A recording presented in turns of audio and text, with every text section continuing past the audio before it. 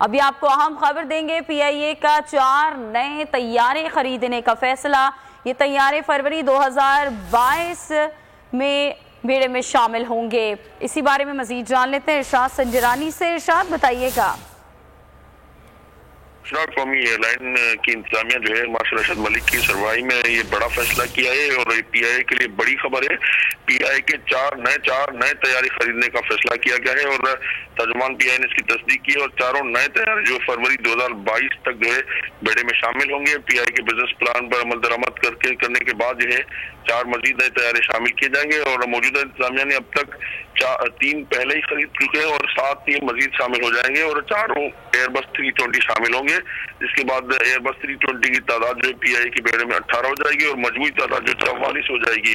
CEO PIA marshal Arshad Malik की सरवाई में यह फैसला किया गया था और हुकूमत ने वज़ीर-ए-आज़म इमरान खान ने कहा था कि पीआईए को बेहतरीन एयरलाइन बनाएंगे जिसके बाद ये फैसला किया गया है और 20 अरब रुपए इस हवाले से नए तैयारों की खरीदारी के लिए जारी की गई थी। तो ये 4 नए तैयारे जो पीआईए के खरीदे जा रहे हैं।